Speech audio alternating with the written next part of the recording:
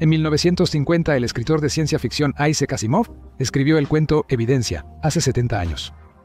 Stephen Byerly, el protagonista, es un fiscal objetivo y razonable con una reputación impecable. Para postularse como alcalde, Byerly se ve obligado a pasar una prueba destinada a confirmar su naturaleza humana. Después de todo, un político tan perfecto parece demasiado robótico. Stephen Byerly pasa la prueba y se convierte en alcalde, y más tarde en coordinador de todo el planeta Tierra. Pero el final del cuento no deja lugar a dudas. Stephen Byerly es, después de todo, un robot, tan perfecto que es indistinguible de un ser humano. ¿Estás personalmente preparado para un presidente bot? ¿Es realmente una posibilidad en el futuro? En el año 2017, una noticia recorrió el mundo sobre un bot político neozelandés llamado SemSem. Domina perfectamente la situación política, entiende los ánimos del electorado, además recuerda absolutamente todo, y además se perfecciona a sí mismo cada día. Los creadores suponen que en un futuro cercano, Sem se convertirá en un excelente funcionario público. Sí, hoy en día la inteligencia artificial ya ha salido de las películas de ciencia ficción. Estamos avanzando a pasos agigantados hacia un futuro digital. ¡Viva la cuarta revolución industrial! Los robots harán por nosotros el trabajo aburrido, los autos autónomos ya no se quedarán atrapados en el tráfico, y el nivel de criminalidad disminuirá gracias a la tecnología de reconocimiento facial. ¿O será todo un poco diferente? ¿De dónde salieron los tecno-optimistas y por qué discuten tan ferozmente con los tecno-pesimistas? Quizás el tema no sea la tecnología en sí. Analicemos esta cuestión compleja. Había un personaje misterioso llamado Ray Ludd. Hace apenas un par de siglos, los dueños de fábricas de medias en Manchester empezaron a recibir cartas con amenazas de parte de él. Él exigía que los empresarios se deshicieran de sus telares mecánicos o destruiría su próspero negocio. Otra leyenda cuenta que Ned Ludd, furioso, destruyó 2 telares con un martillo. Y en 1810, su firma, aunque no está comprobado, apareció en un manifiesto de los trabajadores llamando a retirar las máquinas de las fábricas. Inspirados por la acción del mítico Ned Ludd, los trabajadores practicaban el sabotaje, organizaban huelgas y a veces incluso mataban a sus empleadores. Los centros de actividad de los luditas eran los condados de Nottinghamshire, Lancashire y Yorkshire. Atacaban las fábricas por las noches. Cada miembro del movimiento hacía un juramento de lealtad, y Ned Ludd se convirtió en el líder simbólico del movimiento. Según la leyenda, él se parecía a Robin Hood. Los rebeldes se escondían en Nottinghamshire, la tierra natal del famoso bandido noble, y desde ahí enviaban sus cartas con amenazas a los ricos dueños de fábricas. Más tarde, a todas las personas que se oponían al proceso tecnológico se les empezó a llamar luditas. Pero el fenómeno en sí apareció incluso antes.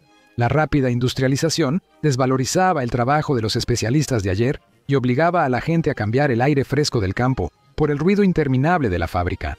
Ahora incluso mujeres y niños podían trabajar, cualquiera podía ser entrenado para manejar las máquinas, y a los nuevos trabajadores se les podía pagar menos. Las fábricas y plantas se construían rápidamente, sus dueños se enriquecían y la desigualdad económica aumentaba. Los primeros amenazados por la mecanización de la producción fueron los trabajadores a domicilio de las fábricas textiles. En 1768, atacaron el taller de James Hargreaves, el inventor de la máquina de hilar, vaciar, y destruyeron sus telares. Más tarde, en 1792, los trabajadores de Manchester actuaron de manera más radical y quemaron la primera fábrica con máquinas de cardar lana del inventor y empresario Ricardo Arkwright. Esta actitud hacia la tecnología no se debía al miedo a las propias máquinas, sino a una resistencia radical contra los dueños de las fábricas. Desde el siglo XV, los tejedores representaban el 50% de la industria del país, con ingresos en este sector aumentando entre un 7-8% anual, mientras la población crecía un 1%. Tejer en ese tiempo era prestigioso y rentable. Los tejedores estaban protegidos por leyes adoptadas en 1563 Saint Manuel. La cantidad de maestros estaba estrictamente regulada para mantener los ingresos en un nivel alto, y solo se podía abrir un negocio propio después de 7 años de aprendizaje con un maestro, y la cantidad de estos aprendices también estaba regulada. Con la llegada de los telares, ya no se requería un aprendizaje meticuloso de 7 años para tejer. Este trabajo ahora podía ser realizado incluso por niños por un salario bajo, y esto se empezó a aprovechar de inmediato. La explotación del trabajo infantil se consideraba algo completamente normal. La enorme cantidad de trabajadores de máquinas simplemente hizo innecesarios a los tejedores manuales con licencia. De ahí el descontento con las tecnologías más recientes de esa época, los telares mecánicos. ¿Y cómo respondió el gobierno a los luditas? Para combatirlos, se contrataban espías que debían infiltrarse en las organizaciones y sembrar confusión dentro de ellas. Para resolver radicalmente la situación con los trabajadores agresivos, se enviaron tropas gubernamentales. En algún momento, el daño causado por los manifestantes fue tan grande que tuvieron que enviar más tropas para reprimirlos que las que se usaron para defenderse de Napoleón en la península ibérica. Entre 1811 y 1813, los luditas destruyeron aproximadamente 1000 máquinas. El gobierno del Reino Unido aprobó una ley para endurecer las medidas contra el sabotaje industrial. Para empezar, como medida preventiva, colgaron en la horca a más de 50 personas. A los que tuvieron más suerte, les dieron un viaje turístico de 14 años a una colonia de trabajo en Australia. El final de la revuelta de los luditas se considera el año 1817, cuando alrededor de 300 trabajadores armados con horcas y lanzas marcharon hacia Londres. El movimiento fue brutalmente reprimido y los manifestantes castigados. La brutal represión de los luditas provocó una reacción en la cultura y se convirtió en uno de los factores para el desarrollo del movimiento romántico. Este nuevo movimiento ideológico ponía al ser humano y a la naturaleza en primer lugar. El romanticismo veía la tecnología con cautela, como se refleja en la novela Frankenstein. Varias profecías de los románticos se cumplieron. La mecanización de la guerra, la devaluación de la vida humana, la invención de armas de destrucción masiva y el aumento de la mecanización del trabajo, que generaba cada vez más desempleo. Aquí hay un ejemplo clásico de la actualidad. Los camiones autónomos pronto reemplazarán la popular profesión de conductor de tráiler en Estados Unidos, que permite a una persona sin educación universitaria tener un salario de clase media. 3,5 millones de conductores perderán su empleo. Las necesidades de los traileros generan trabajo para personas en otras industrias al borde de la carretera, moteles, restaurantes, gasolineras, autolavados. ¿Qué hacer con todos esos millones de bocas extra? ¿Pagarles un ingreso básico universal por parte del gobierno? Por ahora, es difícil creer en eso, ya que los experimentos con este tipo de pagos en diferentes países aún no han demostrado ser lo suficientemente efectivos como para llamar la atención mundial. Me pregunto, ¿qué propone en este caso el amable y atento Bill Gates? Su esquema: aplicar un impuesto a los robots y usar lo recaudado para ayuda humanitaria a quienes perdieron su trabajo. Con el ingreso básico, podrían volverse trabajadores sociales y asistir a ancianos y niños. Por cierto, fue precisamente por esto que Gates, junto con Stephen Hawking e Elon Musk, se convirtieron en nominados al antipremio Ludita del Año en el ya lejano 2015. Pero en general, cualquier persona que tenga un poco de sentido común debería entender que a las corporaciones no les interesa mucho proteger a nadie. El desarrollo de la tecnología en países con los llamados regímenes totalitarios genera aún más preguntas. El ejemplo de China con su sistema oficial de calificación social ya tiene cansados a todos, pero con los últimos acontecimientos parece que todo el planeta se ha convertido en China. ¿Qué más pueden agregar a esto los famosos filósofos tecnopesimistas? El desarrollo de la tecnología da la ilusión de controlar la realidad. Permite a la persona sentirse todopoderosa, pero a cambio unifican el espectro del pensamiento humano, reduciéndolo a una comprensión dual y mecánica de las cosas. Como la tecnología resuelve problemas urgentes, se vuelve una necesidad, y todo lo ambiguo, inacible y paradójico en el ser humano se sacrifica en su nombre. El afán de racionalidad puede llevar a que la persona se convierta solo en un objeto con un conjunto de propiedades, lo que llevará a la humanidad a otra etapa de deshumanización. Las ideas del filósofo ruso Nikolai Berdyaev son en muchos aspectos similares a estos pensamientos. En su obra El hombre y la máquina, él dice que la aparición de la máquina, aunque trajo beneficios en forma de una vida cómoda y despreocupada, convirtió al ser humano en un holgazán amorfo y sin espiritualidad. Según el filósofo, la tecnología asesta terribles golpes al humanismo, a la cosmovisión humanista y al ideal humanista del ser humano y la cultura. Pero Berdyaev no culpa directamente a la tecnología, ya que por su naturaleza son neutrales. No fue la máquina la que deshumanizó al hombre, él mismo se deshumanizó, y el maquinismo es solo una consecuencia de ese endurecimiento del alma. El mundo mecanizado y racionalizado no está interesado en mantener los ideales humanistas de verdad, belleza y justicia.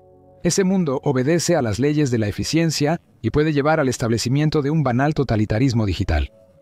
Lewis Mumford, historiador y filósofo de la tecnología, en su libro El mito de la máquina, afirma que en cierto momento el deseo humano de dominar la naturaleza se transformó en una megamáquina deshumanizada. Este es el prototipo de un sistema totalitario en el que cada persona es solo una pieza insignificante y fácilmente reemplazable en un mecanismo complejo, con una disciplina y jerarquía estrictas, resguardadas por un aparato burocrático. El trabajo físico insoportable es una de las principales ocupaciones del ser humano, lo cual es bastante antinatural, ya que por naturaleza, la persona tiende a la libertad y al desarrollo. Parecería maravilloso cuando las máquinas reemplazan ese trabajo de Sísifo, pero la expansión tecnológica destruye la individualidad, ya que alrededor trabajan miles de personas iguales. Mumford considera que la tecnología, aunque eficiente, es antinatural y es un producto de la era industrial. En ese mundo, la persona pierde su humanidad y los valores sociales y culturales. Según Mumford, fue precisamente la expansión tecnocrática la que dio origen a la sociedad de masas. Gracias a la tecnología, la transición del trabajo manual al mecanizado consolidó al capitalismo como modelo económico dominante. A su vez, esto puso un par de clavos más en el ataúd de los ideales del humanismo. Hay un ejemplo muy claro: salchicha en masa. Una frase así, un sistema de aprendizaje profundo, la entendería como un producto cárnico insertado en algún lugar de un pariente político llamado masa. La revista publicó en agosto de 2018 un estudio, no sin ironía, titulado El elefante en la habitación. Los científicos demostraron que si insertas una pequeña imagen de un objeto no relacionado en alguna esquina de una imagen grande, por ejemplo, un elefante en la imagen de una sala de estar, esto afectará de manera tan extraña a las redes neuronales artificiales y a los algoritmos de aprendizaje profundo que la inteligencia artificial clasificará incorrectamente muchos objetos en esa imagen. Los programas que ganaban con confianza a los humanos en juegos de computadora o videojuegos empezaron a perder estrepitosamente. Bastaba con cambiar el color de fondo del juego o mover ligeramente a los jugadores en sus posiciones iniciales. Estos ejemplos demuestran que incluso las mejores IAs pueden fallar, pero no todos los errores son iguales. Una cosa es perder en Counter-Strike, y otra muy diferente es que una inteligencia artificial en el aeropuerto no te deje abordar y llame a la policía en su lugar, confundiéndote con un criminal. Imagina que una inteligencia artificial entrenada en datos falsos, debido a una iluminación inusual, no detecte a una persona cruzando la calle frente a un taxi autónomo. Sí, por si no lo sabías. Se emplean enormes cantidades de datos falsos para entrenar en diversos ámbitos: comercio minorista, robótica y, por supuesto, autos autónomos. En realidad, no los llaman falsos, sino datos sintéticos para que suene más serio, porque nadie va a entrenar un piloto automático estrellando cientos de autos reales, que caerían de puentes o precipicios hasta que aprenda a reconocerlos correctamente. Al final, los desarrolladores crean ciudades virtuales enteras, donde los modelos recorren miles de millones de kilómetros imaginarios. Y luego, todo se perfecciona en carreteras reales, donde el piloto automático ya desarrollado recorre el kilometraje final. Además, los hackers pueden intervenir en los algoritmos que de por sí no son muy confiables. Un hacker puede introducir en la imagen o el texto esos pequeños errores que llevarán a grandes fallos, y esos pueden tener consecuencias catastróficas. Por ejemplo, en los sistemas de gestión de energía o en el control del tráfico de una megaciudad. Imaginen una señal de audio que se mezcle con la música de fondo en la casa de una persona, pero su asistente de inteligencia artificial Alexo o Siri aislará esa señal y la interpretará como una orden. Por ejemplo, apagar las luces de la casa, cerrarla con llave o abrir una puerta cerrada a cierta hora. Como señaló Pedro Domingo en su libro El algoritmo principal, la gente se preocupa de que las computadoras se vuelvan demasiado inteligentes y conquisten el mundo, pero el verdadero problema es que son demasiado tontas. Y ya lo han conquistado. ¿Puede la inteligencia artificial superar alguna vez la barrera semántica o la llamada barrera de la comprensión? Para eso, es necesario estudiar más a fondo cómo funciona la percepción y la conciencia humana. La historia humana ha demostrado que nos adaptamos bastante bien a todo tipo de situaciones. Algunas cosas las hacemos de manera intuitiva, otras de manera instintiva, algunas siguiendo el sentido común y otras en contra de él. El ser humano es una criatura compleja, pero sin esa complejidad e imprevisibilidad probablemente no habría conciencia. Durante varias décadas, los investigadores han estado intentando desarrollar métodos para enseñar a la inteligencia artificial a generalizar con sentido común, e incluso a cosas como la intuición y la imaginación. A pesar de los avances en las generalizaciones, aunque con reservas, en otras áreas aún no se ha logrado un progreso significativo. Todo esto podría no preocupar a la gente común, alejada de los problemas de crear inteligencia artificial. Que los científicos se ocupen de lo suyo y nosotros de lo nuestro, ¿no? No es exactamente así, o mejor dicho, no es así en absoluto. Todos estos sistemas y agentes de inteligencia artificial, que por ahora funcionan mal, se están utilizando cada vez más en todas partes y están tomando decisiones de las que depende la vida de las personas. Detrás de la inteligencia artificial hay enormes inversiones. Hay enormes fortunas y las carreras de talentosos líderes de la industria, científicos ambiciosos y burócratas que sueñan con avanzar sin hacer nada y sin asumir ninguna responsabilidad. Más bien, transfiriendo su responsabilidad a la inteligencia artificial, demasiadas personas están interesadas en una posible difusión más amplia de la inteligencia artificial y en su posible desarrollo más rápido. Y ahora volvamos al tema de nuestra película. El problema por ahora no es que pronto aparecerá una superinteligencia o una inteligencia artificial fuerte que pasará fácilmente la prueba de Turing. El verdadero problema es que creemos que estos algoritmos son más perfectos de lo que realmente son y estamos dispuestos a entregarles áreas completas de la actividad humana. Aunque somos pecadores y cometemos errores, quieren reemplazarnos con máquinas que también se equivocan con frecuencia, las cuales no conocen el pecado porque no lo entienden. Pero sería un error pensar que la inteligencia artificial es solo un deepfake exagerado, un pariente un poco más inteligente de la calculadora, que es solo fantasía e ideas inalcanzables de los tecno-optimistas. Miles de científicos en el mundo trabajan a diario para avanzar en la creación de una inteligencia artificial fuerte. Sí. Se motivan a diario para que la inteligencia artificial funcione mejor, primero en tareas específicas y luego en tareas más amplias. Los algoritmos de las redes neuronales se han vuelto increíblemente complejos.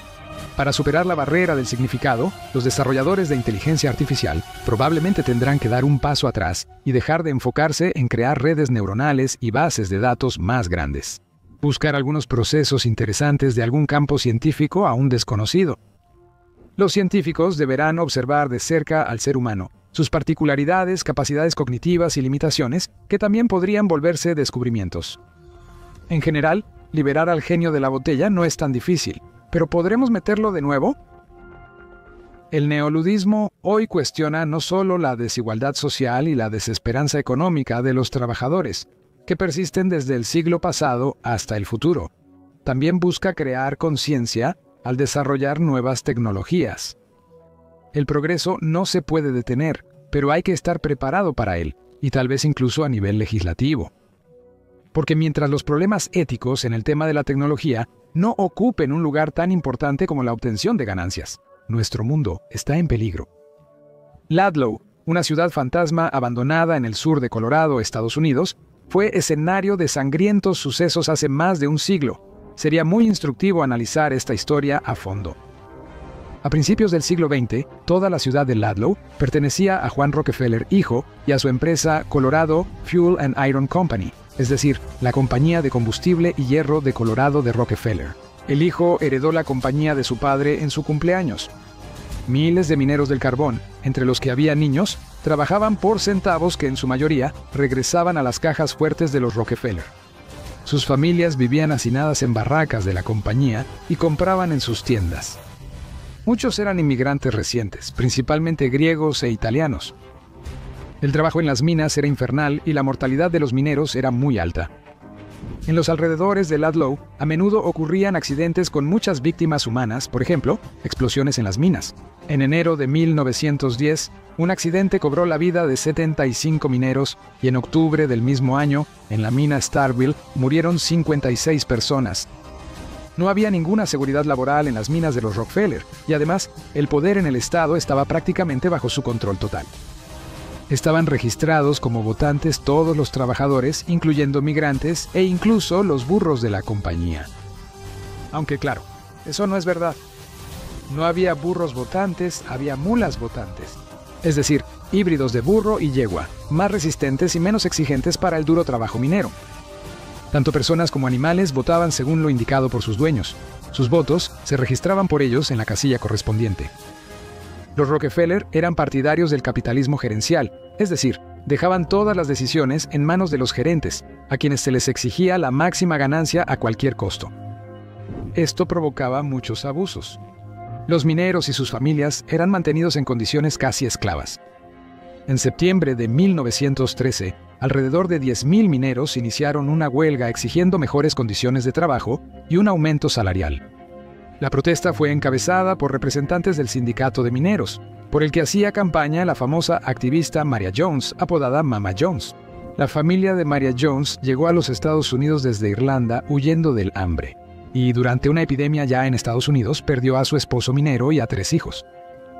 Cuando ya tenía más de 70 años, organizó una marcha de hijos de trabajadores desde Pensilvania hasta Nueva York y los llevó directamente a la casa natal del entonces presidente Theodore Roosevelt.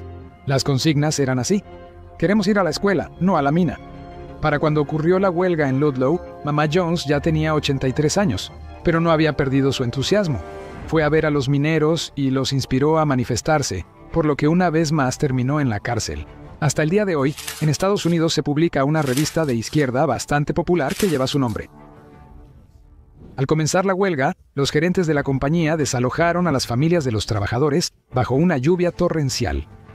El sindicato les dio tiendas de campaña y alrededor de Ludlow y los pueblos mineros vecinos se formaron verdaderas ciudades de tiendas, en la más grande de las cuales vivían aproximadamente 1.200 trabajadores. La compañía tenía a su disposición un ejército privado armado, al que se contrataron combatientes adicionales. Los Rockefeller consideraban con razón que las autoridades estatales estaban a su servicio y pidieron que enviaran a la Guardia Nacional, que también se puso del lado de los dueños. Los guardias aterrorizaban a la población, pero la Guardia Nacional hacía la vista gorda ante esto, aunque no permitía que los huelguistas detuvieran a los rompehuelgas contratados por la compañía. La huelga se prolongó durante muchos meses, pero el 19 de abril de 1914 llegó el desenlace. La Guardia Nacional rodeó el campamento de tiendas de los huelguistas y colocó una ametralladora en el risco más cercano. Las autoridades exigieron a los mineros que entregaran a uno de los cabecillas, pero ellos se negaron y la Guardia Nacional abrió fuego contra el campamento. Varios líderes mineros fueron asesinados, muchos huelguistas huyeron y se escondieron en los alrededores, y sus familias se refugiaron en sótanos que habían cavado desde el otoño, debajo de las tiendas. Por la noche, los guardias nacionales rociaron las tiendas vacías con queroseno y les prendieron fuego. Como resultado, muchos niños y varias mujeres murieron quemados vivos o se asfixiaron por el humo.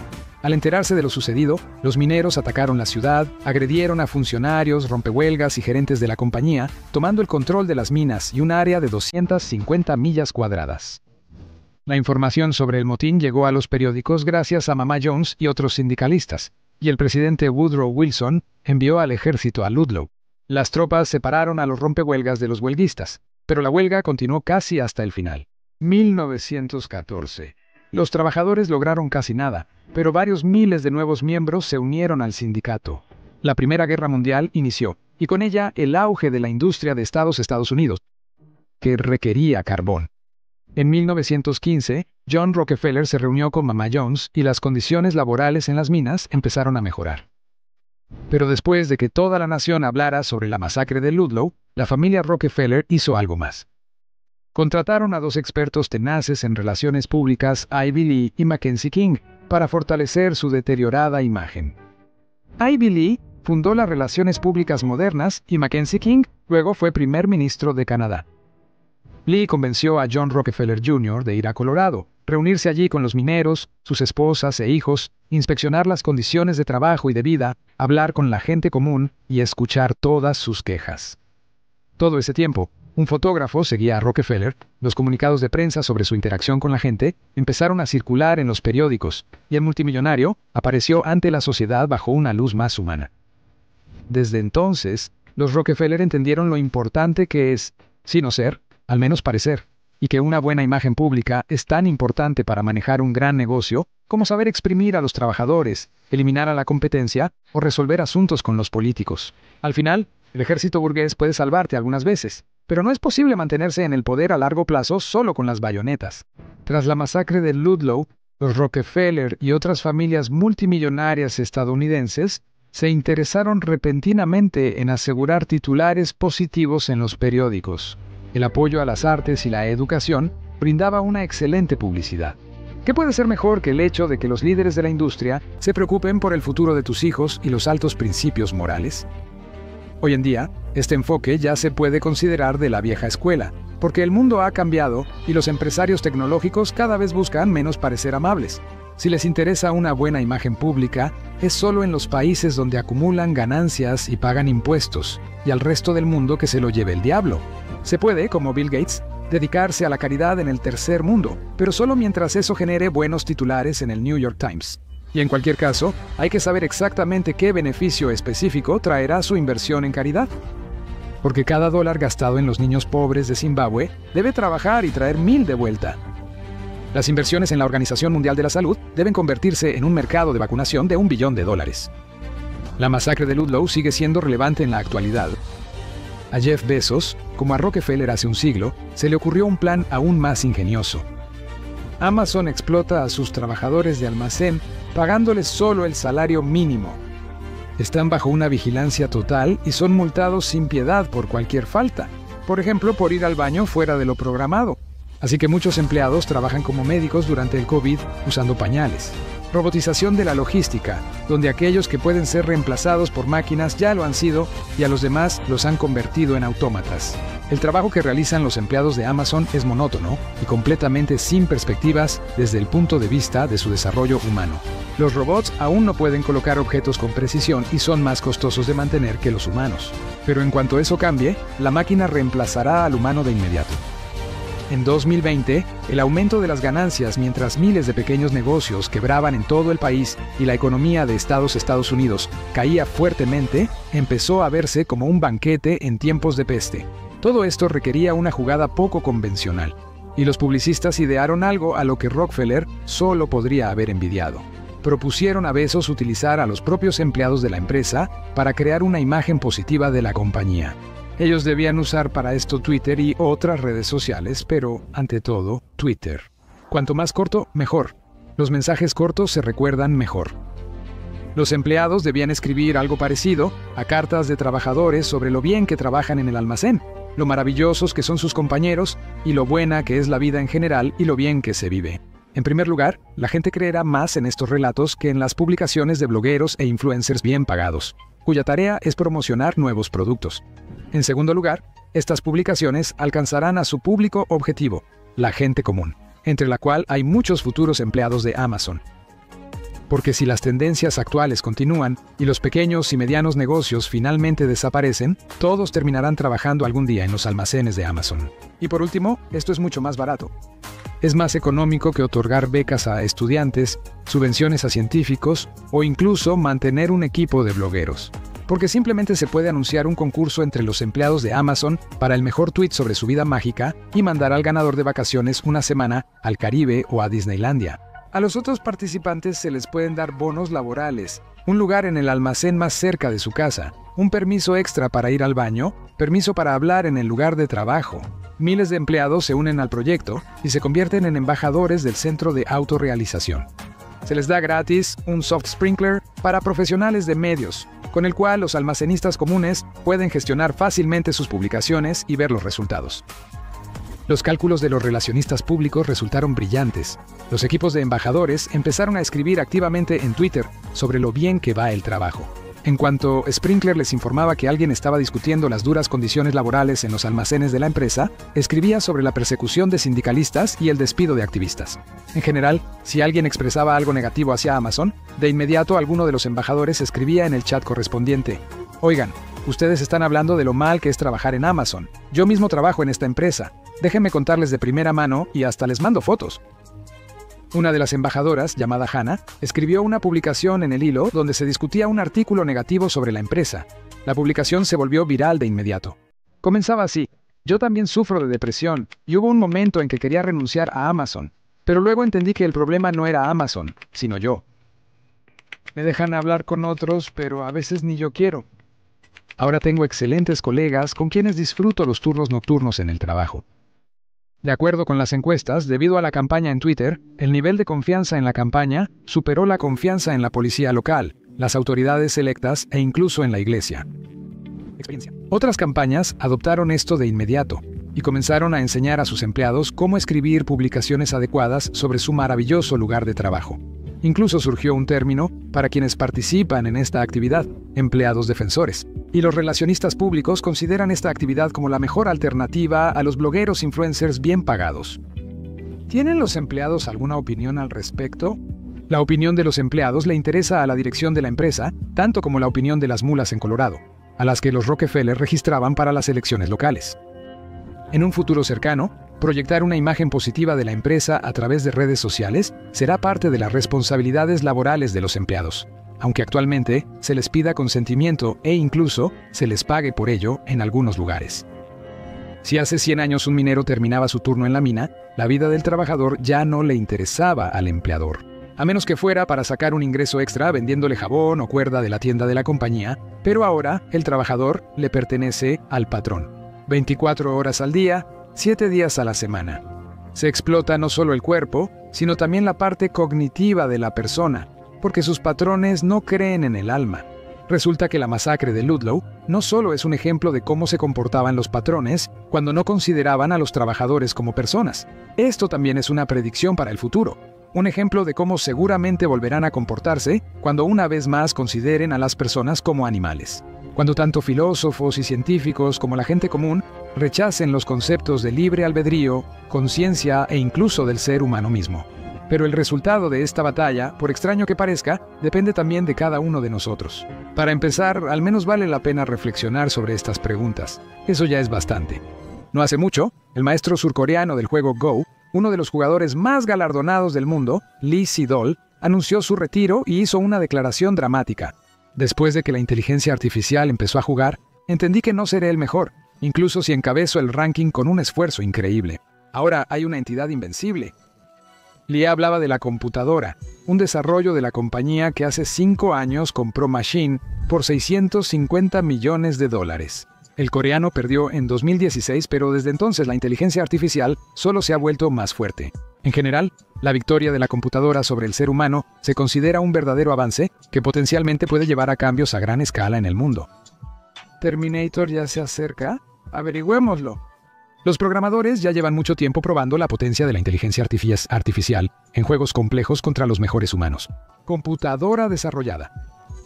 Venció a Garry Kasparov en ajedrez ya en 1997. Antes del partido, Kasparov creía que era solo una máquina tonta, pero tras perder admitió: percibí que en la mesa había un nuevo tipo de inteligencia. Para vencer a Kasparov usó pura fuerza bruta de cálculo. Tras cada jugada, el programa calculaba todas las variantes posibles y decidía basándose en esos datos.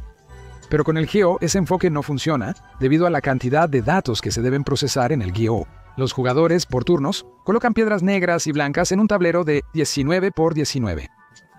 El objetivo del juego es ocupar la mayor cantidad de territorio posible, encerrando las piedras del oponente y evitando que obtenga ventaja. En esencia, el Go se asemeja al juego de puntos conocido por muchos desde la escuela, pero es más complejo por el tamaño del tablero. En la primera jugada de las piedras negras en el Go, hay 361 opciones posibles, mientras que en el ajedrez solo hay 20. Por lo tanto, con cada jugada, el árbol de posibles posiciones solo se expande. Tras las 2 primeras movidas en ajedrez, hay 400 posibles formas de continuar la partida. En Go, hay 129.960. El matemático John Trump calculó que el número de combinaciones posibles sería un número de 170 dígitos. En el juego de Go, se requiere de las personas no solo inteligencia y capacidad de cálculo, sino también un pensamiento abstracto poderoso y una intuición fuerte, cualidades poco desarrolladas en las computadoras. Demis Hassabis, desarrollador de AlphaGo, decía que el Go es un juego muy intuitivo para los maestros. A menudo dicen que hicieron tal o cual jugada porque les parecía la correcta. Según él, los maestros desarrollan un sentido estético especial y una buena posición. Simplemente se ve hermoso. A pesar de que los procesadores se volvían cada año más potentes y rápidos, la búsqueda de jugadas en el árbol de posibilidades solo permitió que la inteligencia artificial alcanzara en Go el nivel de un aficionado fuerte. En 2014, las computadoras superaban a los humanos en Go solo cuando recibían una ventaja de varias piedras. David Fotland, pionero del Go para computadoras, mencionó que los programas enfrentan el mismo problema que las personas. Muchos jugadores alcanzan cierto nivel amateur y no pueden volverse más fuertes. Para superar ese estancamiento, es necesario dar un salto mental, y los programas tienen los mismos problemas. Hay que mirar todo el tablero, no solo las batallas locales. Para superar esa barrera intelectual y simular la intuición y el sentido estético de los profesionales, los desarrolladores incorporaron redes neuronales y algoritmos de aprendizaje profundo. Inicialmente, la red neuronal fue entrenada con una base de datos de 30 millones de jugadas humanas. Después de eso, aprendió a predecir correctamente la jugada de una persona en el 57% de los casos, aunque el récord anterior de la inteligencia artificial era del 44%. Luego, los desarrolladores le enseñaron a jugar contra sí mismo. Así la computadora aprendió aún mejor a identificar las jugadas más ventajosas y a desarrollar nuevas estrategias. Esto contribuyó a optimizar los procesos en los que operaba Deep Blue, la computadora que derrotó a Kasparov. Ahora el sistema no solo juega todas las combinaciones posibles, sino que también sabe concentrarse en las opciones de desarrollo más prometedoras. Además, puede orientarse incluso en situaciones nuevas. Esas situaciones persistían por la magnitud del GO. Gracias al nuevo mecanismo, AlphaGo superó a todos los jugadores de computadora anteriores, dándoles una ventaja de 4 piedras, y empezó a vencer a los profesionales humanos. En octubre de 2015, AlphaGo derrotó al 2 veces campeón de Europa, el francés Fang Jueya. Jugaron 5 partidas, nadie recibió ventaja y la computadora ganó las 5. Fue la primera vez que una máquina venció a un profesional humano. Después del partido, Yui contó que aprendió mucho y ese conocimiento le ayudó a mejorar y subir en el ranking internacional. Y en 2016, AlphaGo jugó contra Lee Sedol y ganó 4-1. Ese partido, visto por 60 millones de personas solo en China, resultó histórico por varias razones. Al igual que Kasparov, Lee no estaba preparado para el excelente juego de la computadora. Según admitió, perdió la primera partida por eso. Además, en la segunda, la computadora demostró una creatividad adquirida. Este momento pasó a la historia del Go como la jugada 37. Muchos comentaristas consideraron que la jugada de la máquina fue un error, pues no parecía tener relación con sus movimientos previos. Pero los expertos lo valoraron. Fang Wei, quien trabajó como árbitro en el partido, luego contó: "No es una jugada humana. Nunca he visto a una persona hacer una jugada así. Es tan hermosa". Presta atención al epíteto estético. Lee, tras el partido, afirmó que esa no fue una jugada de computadora. Esperaba una máquina altamente eficiente que, utilizando los datos almacenados, calculara la mejor jugada para cada situación particular. Pero algunos movimientos me parecieron muy creativos. Mostraban la belleza del Go, que solo los humanos pueden crear. Esta jugada resaltó el progreso de la inteligencia artificial desde probar posibilidades hasta alcanzar el pensamiento. AlphaGo está diseñado para jugar de manera bastante conservadora, y si la probabilidad de ganar con una pequeña ventaja es del 95% y la probabilidad de una victoria aplastante es del 80%, la computadora elige el primer camino. Pero la jugada 37 no fue conservadora. Los desarrolladores de AlphaGo revisaron los registros después para entender por qué la máquina hizo esa jugada. Resultó que entendía que la probabilidad de que una persona pusiera su piedra así era de 1 en 10.000. Pero AlphaGo tomó esa decisión porque la consideró óptima para resolver la tarea planteada, y también porque dejó a Lee completamente desconcertado. Se alejó de la mesa durante 15 minutos y pensó mucho en la respuesta. En general, el coreano contó después que durante la segunda partida nunca tuvo la sensación de que estaba controlando el juego. En tercer lugar, el giro de la cuarta partida demostró que la creatividad humana puede alterar el funcionamiento de los algoritmos. En ese punto, iba perdiendo 0-3 y ya se disculpaba por no poder competir contra la computadora. En algún momento, él pensó que la computadora lo superaba en la habilidad de hacer jugadas que poco a poco llevaban a una pequeña ventaja. Por eso, en la jugada 78, tras media hora de reflexión, él realizó una jugada cuya probabilidad, según AlphaGo, era de 1 en 10.000. Al final, la máquina no pudo adaptarse a esto, y cometió varios errores en las siguientes 10 jugadas. La probabilidad de su victoria, según sus propios cálculos, cayó del 70% a menos del 50% y ya no volvió a subir por encima de ese nivel. Los comentaristas calificaron las acciones de Lee como divinas. Los consideraron la derrota y la jugada 78, siguieron trabajando en el algoritmo y en 2017 enviaron la actualización del sistema. Jugar con maestros en línea. Y aquí está el resultado: 60 victorias, 0 derrotas y un empate, que ocurrió porque la persona se desconectó de Internet. Su predecesor fue derrotado en 100 partidas de 100 por la versión modernizada, usando mucho menos equipo y potencia de cómputo. Los especialistas predicen que la inteligencia artificial potencial podría llevar a avances en robótica, investigación científica e incluso una cura para el cáncer. En la vida diaria podrían surgir asesores financieros basados en inteligencia artificial, sin errores y autos autónomos accesibles para todos. También prometen que las redes neuronales escribirán música y libros al nivel de los humanos. Pero esos avances prometidos aún no llegan. Es más, la misma empresa que gracias a su desarrollo se convirtió en uno de los líderes en el campo de la inteligencia artificial, cada año tiene más pérdidas y hasta ahora no ha generado ninguna ganancia. Por eso, algunos expertos temen que si la inteligencia artificial no logra un avance significativo en un futuro cercano, la burbuja podría estallar y simplemente dejarán de invertir dinero en este sector. En resumen, la inteligencia artificial aún está lejos de lo visto en Terminator, y el mundo es más complejo que el juego de Go. Todavía falta mucho para crear robots humanoides, porque las computadoras ni siquiera pueden mantener una conversación consciente, ni resolver muchas tareas que los niños pueden hacer sin problema. Alice Doll casi lo despide una computadora, aunque no completamente. El coreano aún asesora a los desarrolladores de AlphaGo, pero Lee ya no confía en su victoria. Aun con ventaja de 2 piedras, creo que perderé. Ya ni sigo las noticias de Go. Quizás, en lugar de temer a la rebelión de las máquinas, al momento en que un robot nos despida, deberíamos verlo de otra manera. Quizás todas estas tecnologías digitales e inteligencia artificial son solo herramientas como un cuchillo de cocina. Dependiendo de en qué manos esté, puede ser usado para el bien o para el mal. Y existe un escenario optimista para el desarrollo de la tecnología, el llamado socialismo digital, del que hablan muchos expertos. La humanidad, para sobrevivir, tendrá que limitar y redistribuir el consumo en interés de toda la sociedad. Esto implica que el retorno a un sistema de planificación y distribución es ineludible. Y la creciente capacidad de cómputo permitirá hacerlo de manera eficiente, algo que simplemente era imposible en el siglo XX. Vamos a imaginar cómo podría verse esto en el futuro. Por ejemplo, una opción así: para salir de la crisis, se introduce una renta básica universal para cada habitante del planeta. ¿Cómo se dice? De cada quien según su capacidad, a cada quien según su necesidad. Claro, según la necesidad básica. Vivienda, comida, energía para mantener el nivel necesario y suficiente para la vida. Pero también un poco para entretenimiento moderado, una cantidad regular e inamovible para pan y circo. Si la habilidad de alguien es quedarse en casa y consumir, entonces se queda en casa y consume.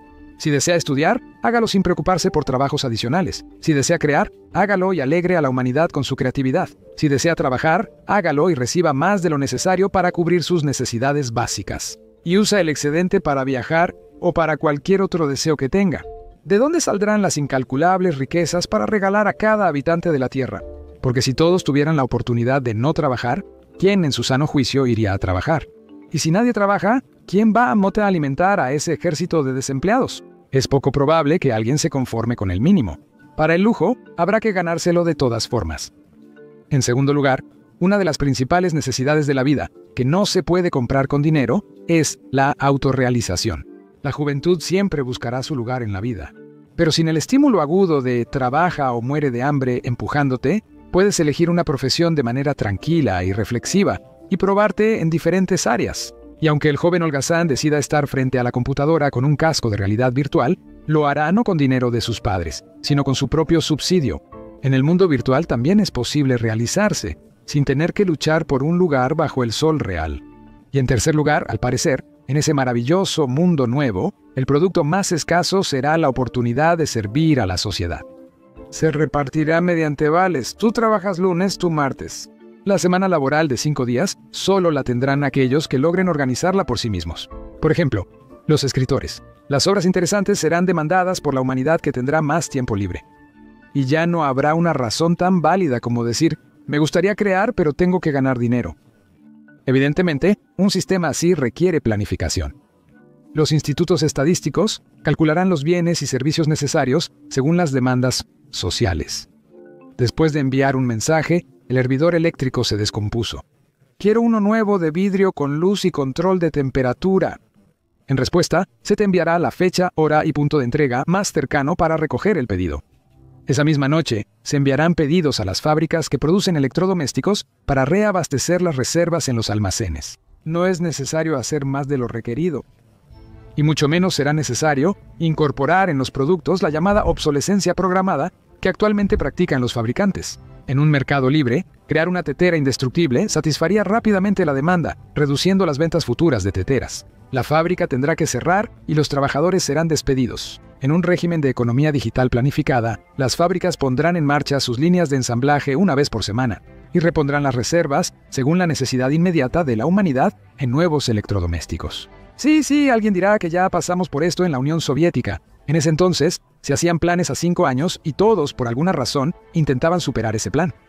Siempre teníamos un exceso de excavadoras caminantes, pero al mismo tiempo faltaban algunas cosas básicas y cotidianas.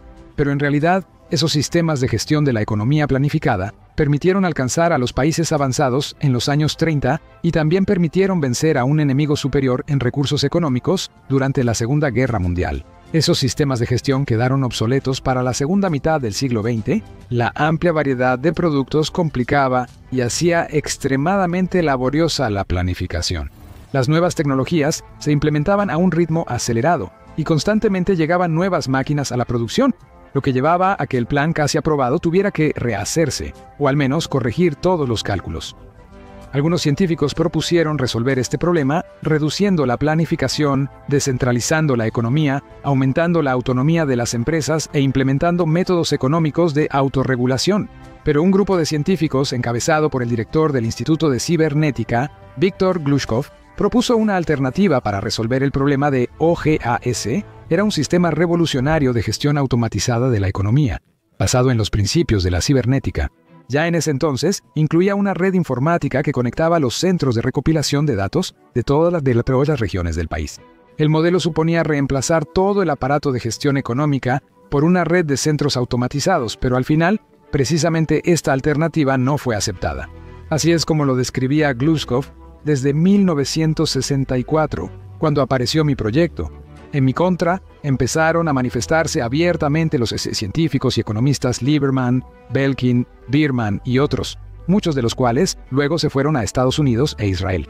Kosygin, siendo muy práctico, se interesó en el posible costo de nuestro proyecto. Según cálculos preliminares, su implementación costaría 20.000 millones de rublos. La mayoría del trabajo puede completarse en 3 planes quinquenales, siempre que el programa esté bien organizado. Al igual que los programas atómico y espacial, no le oculté a Kosygin que este era más complicado que los programas espacial y atómico juntos. Organizativamente es más complicado, ya que afecta a todo y a todos: industria, comercio, órganos de planificación, esferas de administración, etc. A pesar de que el proyecto se estimaba en 20.000 millones de rublos, se preveía que los primeros 5.000 millones invertidos en los planes quinquenales iniciales generarían un retorno de más de 5.000 millones al final del quinquenio. Dado que previmos la autosuficiencia de los gastos del programa en solo 3 planes quinquenales, la implementación del programa habría aportado al presupuesto no menos de 100.000 millones de rublos, y esa cifra aún es muy subestimada. En ese momento, en Estados Unidos se hizo pública por primera vez la idea de una red distribuida de computadoras, pero aún no habían comenzado a diseñar el prototipo del Internet moderno al otro lado del océano. La idea a gran escala de Glushkov se adelantó a su tiempo, con justificación técnico-económica, base material y técnica, y posibilidades de éxito. Incluso si el biogás como alternativa hubiera sido aceptado, es difícil saber qué tan completamente se habría implementado. A pesar de lo que se diga, las capacidades de cómputo de aquella época eran muy limitadas, a diferencia de la velocidad de procesamiento actual. Quizás deberíamos considerar las tecnologías incontrolables como herramientas, que pueden usarse de varias formas, similar a un cuchillo de cocina. De lo contrario, tendríamos que aceptar la solución de Germán Sterligov para todos los problemas: apagar la luz en todo el planeta y cambiar los autos por caballos. En todo el mundo, las fuerzas especiales de la Dirección Principal de Inteligencia CIA, Military Intelligence, SEIS, Mossad y Servicio Federal de Seguridad operan sin importar fronteras. Cortar la electricidad, destruir todas las líneas eléctricas, romper los aisladores, luego demoler las torres clave para que no se puedan reparar y nunca más permitir que se vuelva a encender la electricidad. Imagínate ahora BAM, ¡pum! Y ya hicieron esa operación especial y se fue toda la electricidad. A tientas encontramos la salida del cuarto hacia la calle. Yo tengo a dónde ir, pero para usted no lo sé. Bueno, yo no tengo. Voy a pie. Cuando vas caminando, tomas de la mano a tu familia, a tus nietos, a tu esposa, a tus hijos y sales de la ciudad. Toda la ciudad está muerta por la falta de agua. No hay. Y tampoco hay electricidad. Claro, sin electricidad no hay agua. Sí. La ciudad es electricidad. Las megaciudades del mundo realizan un éxodo masivo, el gran éxodo de regreso a la tierra y la libertad en solo 2 días. Construyen, eso hay que hacerlo en primavera. Ahora en primavera lo harán bien. Construyen chozas. Los que no tienen casas se instalan en sus cabañitas. Los que tienen casas están de lujo. Los que tienen ganado son los primeros en el planeta. Y comienza nuevamente el retorno a la normalidad, como cuando los adictos experimentan síndrome de abstinencia. En realidad, lo que nos parece futurismo o un futuro utópico, en parte ya llegó, especialmente si lo comparamos con las ideas de hace 100 años. Analicemos 3 ejemplos: la división del trabajo, la automatización y la informatización. La división del trabajo actualmente ha alcanzado una escala sin precedentes. Los soldadores y las máquinas de coser ya no se usan. Es más sencillo llevar la ropa a reparar que arreglarla uno mismo. Intuitivamente, la persona calcula cuánto tardaría en arreglar la ropa con aguja e hilo en casa.